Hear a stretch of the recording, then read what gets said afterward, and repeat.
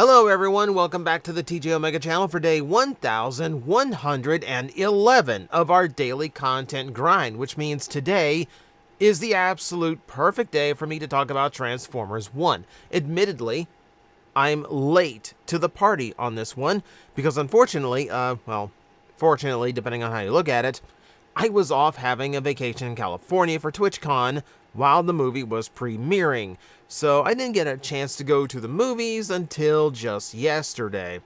But that does mean I get to talk about it now, and I get to talk about it in the most timely episode. So while my opinion might be a little bit behind everybody else, maybe you just need that one last push, or maybe it's just my word that you want to go by, because you know me, I'm honest about these things.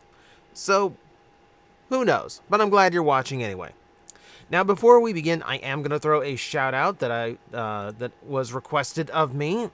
Dynamite Entertainment is doing their Kickstarter for these Transformers 40th anniversary trading cards featuring a lot of classic artwork, not only packaging art, but also panels from comic books, famous artists, and then like a whole bunch of like signature cards, reflective cards, all kinds of things.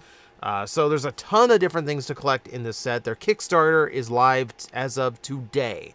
So just a quick little plug for a cool project that we've covered on the news roundups. I'll leave a link in the description if you want to get in on it and get your hands on a full booster box or whatever of this brand new set. So there you go. So that out of the way, we should talk about the movie because, yes, So I'm going to get this out of the way. This is going to be a very spoiler-filled review of the entire movie because, frankly, I'm a little bit disjointed right now. I'm still recovering from California. We got a hurricane on the way. There's a lot going on. So I'm going to get as much of this out as possible before the rain and the wind and everything knocks the power out. But suffice to say, it is a very good movie. I do think it lives up to the hype. I do think it is the best Transformers movie since the original, and I mean the 86 movie. I liked it better than I liked Bumblebee. And I feel like it is a far, far easier entry point than the 86 movie is, where I've had people uninformed of Transformers who are not savvy to the brand watch that movie with me and go, where's the plot? What is going on in this movie? Who is anybody? This movie does not do that. This movie actually does take care of its characters and actually presents things very, very well. So, it's a much nicer jumping in point for the franchise. I very, very highly recommend it. I do think it is a very, very good movie. So, with that portion out of the way, everything else from here on out is going to be spoiler because, oh my god, there's so much to talk about in this thing. And I am sure I am going to forget a good portion of it, but we will try. For starters, I watched this movie thinking back to my prediction video, trying to figure out what the plot was based on just the first trailer. Some of it was right, some of it was way off. I'm kind of glad it was way off because, yeah, I didn't want the movie to be predictable or anything. So, for starters, what you got from the trailer is correct in that Orion Pax is kind of this rebel against the system type, mostly just causing trouble, just trying to prove that he's more than just a miner. So in a lot of the modern Transformer fictions, the miners end up being like the Decepticon bunch. Here it's essentially what will become the Autobots. They're kind of the working class. The Decepticons are part of the Guard, so the High Guard. So more the military type, more the security type. So that actually makes a little bit more sense that, humble beginnings for the Autobots, militaristic beginnings for the Decepticons. Okay, so that kind of works in with that. Trying to figure out where's the next point to go to. Yeah, the part about the movie, the heart of the movie is like Orion Pax and D16. Their friendship, how it evolves, and what changes. So, what I got wrong in my prediction is that D16 idolizes Megatronus. We actually get a scene at the beginning of the movie that shows Primus, and it's the Dreamwave design of Primus transforms just like the Cybertron toy and everything. I did not expect to see Primus in this movie, or the acknowledgement that he is the planet Cybertron. Doesn't mention Unicron, just that he became the planet for the sake of the universe, etc. It introduces the 13. It doesn't call them the 13, it just calls them the Primes. Okay, that's fine. And we get Megatronus Prime, which is one of the rare times Prime is added to the name of Megatronus, who D16 idolizes. What I thought was some kind of prophetic thing on his shoulder is actually just a sticker. It's just a sticker Orion gave him, no big deal. Orion in this movie, his whole plot is he is trying to find the matrix of leadership. It is something that Sentinel Prime has continuously tried to find and failed to do so. So Orion is trying to break into archives, trying to research it, trying to figure out what happened to the Matrix himself, which causes a lot of trouble for him and D16, but they are still best friends. They still pal around. And a lot of Orion is trying to prove that he can be better than just a worker bot, just more than just a miner digging for Energon, because like most Transformer series, Energon is extremely scarce at the moment. So, the way the plot works out, you see the big. I'm trying to think. What's a good way of progressing here? You have a lot of Orion causing trouble, which is the race that we saw in the trailer, which is a really cool scene, and it's the first scene where you're really gonna stop and go, "Ooh, who's that in the background?" I really feel like I failed to pay attention to this movie properly because I kept looking for characters in the background that I recognized. Like the leaderboard along the race is filled with familiar names. The background shots, you can easily spot the likes of Wheeljack, Ironhide, Hound, Sideswipe, Sunstreaker, and all that. But there's also some deep cuts mixed in. Slipstream can be seen. I think I saw Blitzwing in one part. Maybe just me being delusional because he is very far in the back. Jackpot. There was a repaint of Jazz as Jackpot. Like, okay, didn't expect that. It's doing what the Machinima series failed to do. Where, like, the background scenes for, like, Siege had all these generic bots in it, but they failed to actually use the real repaints of those designs, so it just felt like wasted opportunities. This didn't do that. Like, if there was a repaint of a particular character, they were in there. They did a model for Sideswipe, so Red Alert was there. They did a model for Ironhide, so Ratchet was there. The one thing they did is Mirage is in the movie, but they very clearly renamed him Chromia because it is very obviously Mirage. Like, he has Chromia wins the race with what looks like a very F1 style vehicle and has the grates, like the vents alongside the helmet. No, I'm sorry, that was Mirage. They switched names on. That's how it works. Other surprising names. What you see on screen right now, Darkwing.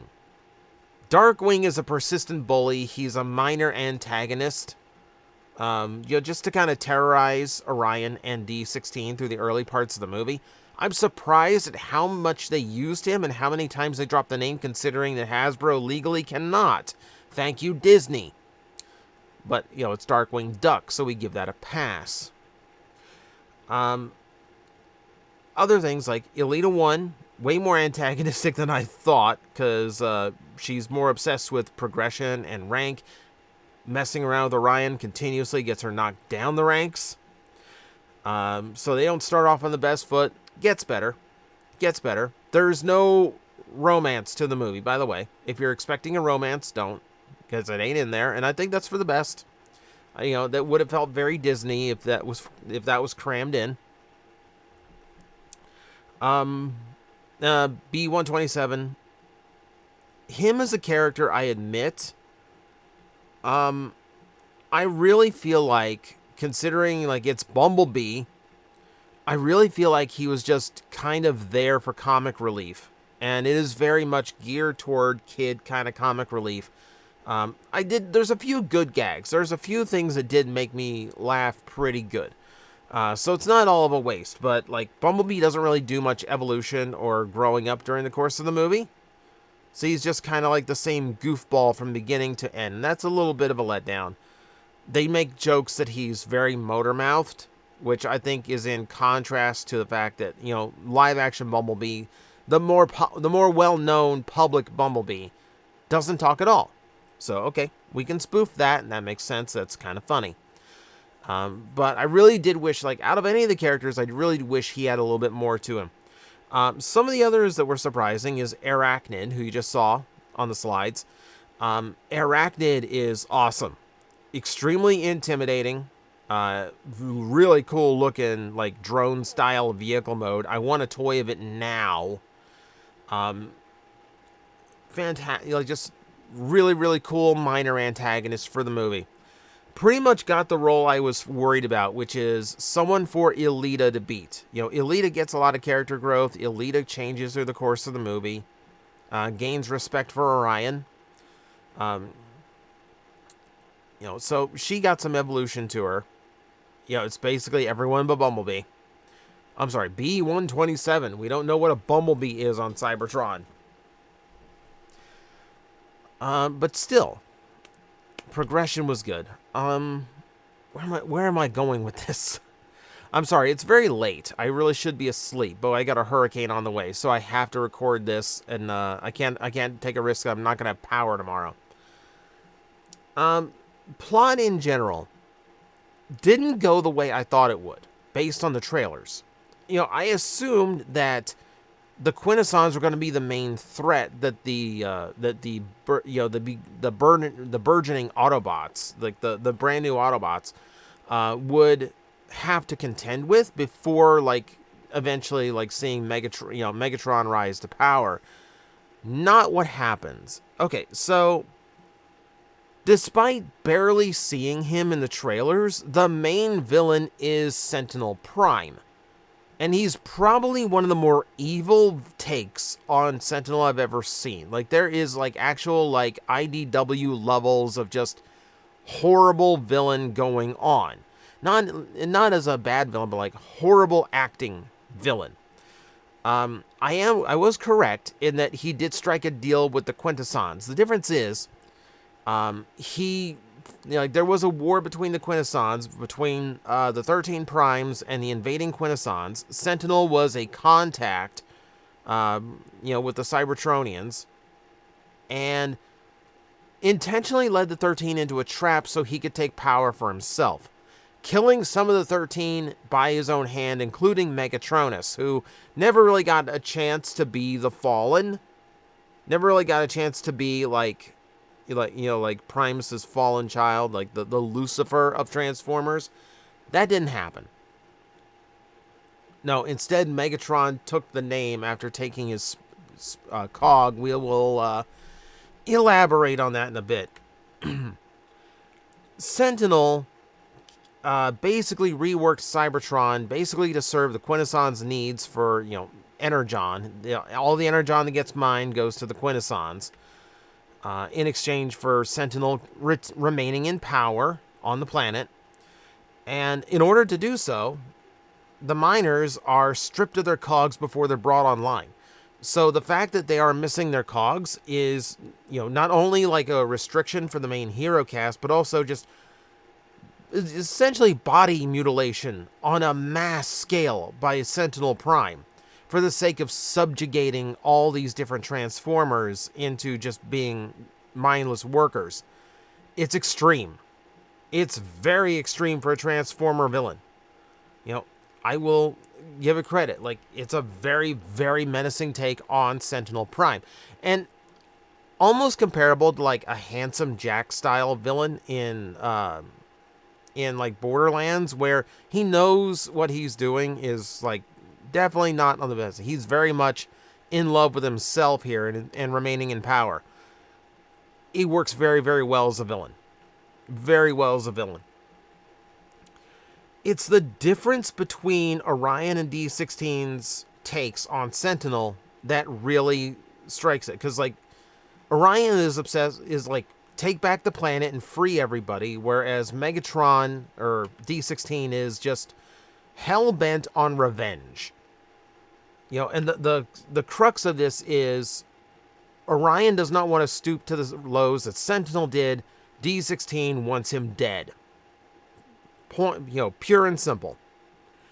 So that starts leading the split. You know, D16 Megatron just starts becoming angrier and more and angrier as this goes on. And their first encounter with the High Guard, who end up being the Decepticons later on, which is Starscream, Shockwave, and Soundwave, which Starscream by Steve Buscemi is so weird. Point being, when he first took authority over them, it really did like cue this like, oh, we know where this is going type feeling. And like there's a dread that sinks in because they're making a huge deal out of like Orion's horror at what D16 has become and how lost in it that D16 is becoming. You know, his first taste of like power and authority, and it's immediately gone to his head.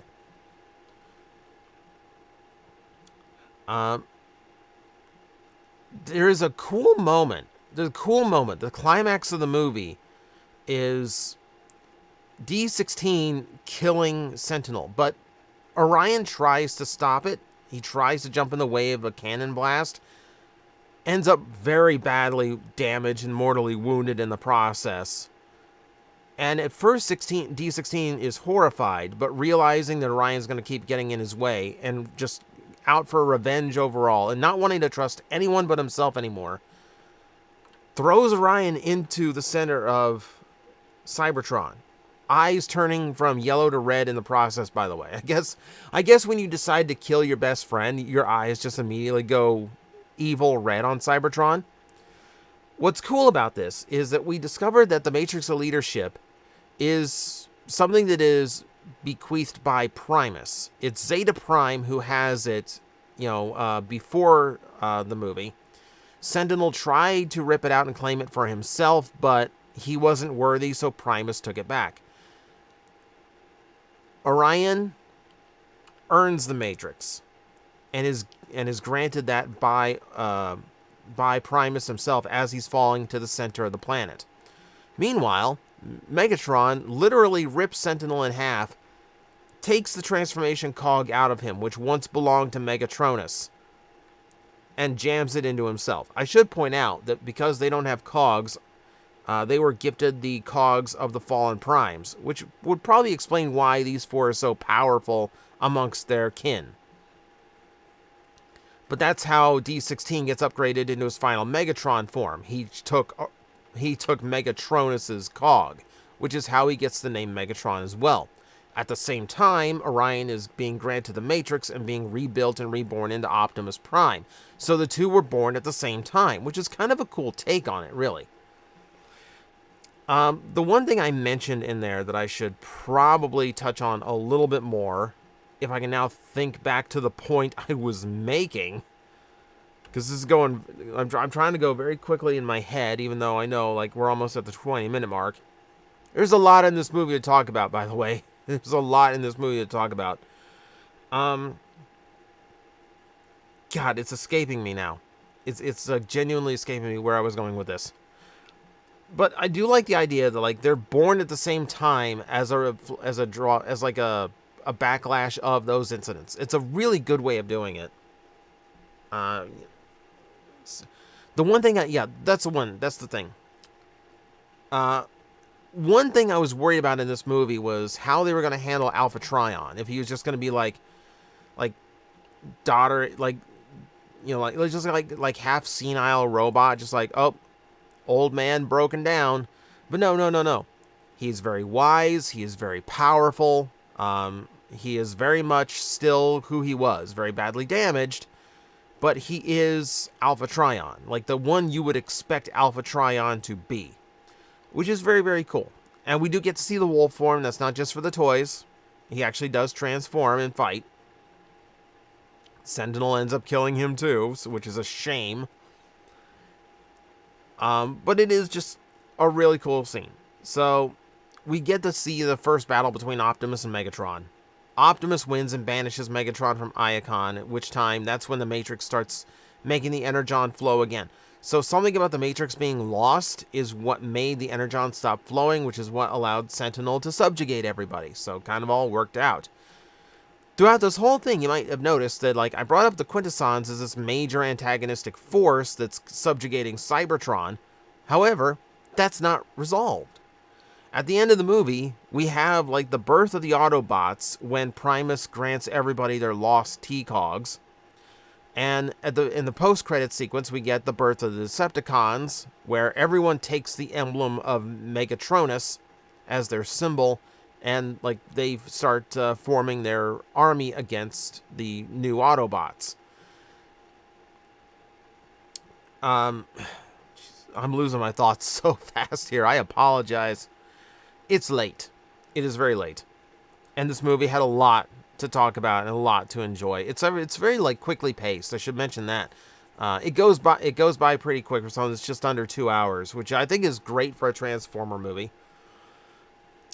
Where else was I going with this? I do apologize for doing this exhausted. I'm basically just gushing over the movie because I do think the movie was very, very well done. The voice performances were good. Scarlett Johansson does really well as Elita. I do believe Chris Hemsworth is Optimus Prime. You can tell as the movie goes on, he is getting more and more serious. He is approaching more Cullen levels of Optimus Prime performance, which is not necessarily a bad thing. It is one way of showing the growth of Orion as a character. And the character is forced to, like, mature and take leadership very, very quickly. Like, it's very, very shortly after he claims the Matrix that he's starting to make orders like he already controls Iacon, which I guess if you have the Matrix of leadership, you do. There is technically that. For those worried about comedy in the movie, like I said, there are moments, but it's not like the first trailer where, like, there's just a whole bunch of zany, like, kids comedy stuff going on. It's little bits here and there. But no, yeah, so, see, now I remember where I was going with that. The Quintessons. They don't resolve that. At all. The final scene, like, Optimus Prime's giving his, like, end of movie speech, as he always does. But it's a warning to the Quintessons not to come back because the Autobots will be waiting. So, yeah, like, they actually set the Quintessons up to be a thing in movie 2, presuming there is a Transformers 2 at this rate. Unfortunately, but the box office, that might not happen.